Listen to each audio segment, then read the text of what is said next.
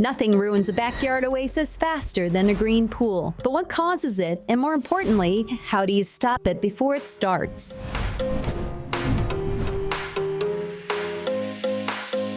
Green pool doesn't always mean algae, but typically it does.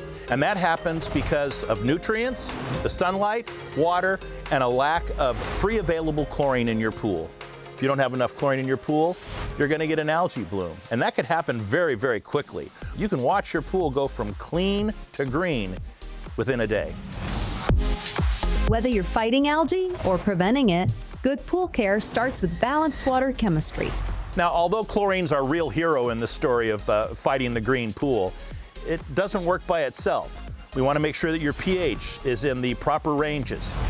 That helps your chlorine do its job. And we want to circulate the pool, making sure we're getting all that water through the filter every single day. Algae also needs nutrients to grow. That's why balanced water chemistry and keeping debris out of the water are important steps in preventing algae growth. And if there's one maintenance task pool pros swear by, it's surprisingly simple. The single most important thing you can do to prevent algae, besides having a proper dose of chlorine in your pool, is brushing. Staying on top of these things will keep your pool safe, clean, and clear. HASA delivers professional-grade solutions you can trust. So remember, active chlorine, balanced water, good circulation, and proper filtration work together to help control algae and keep your pool swim-ready all season long.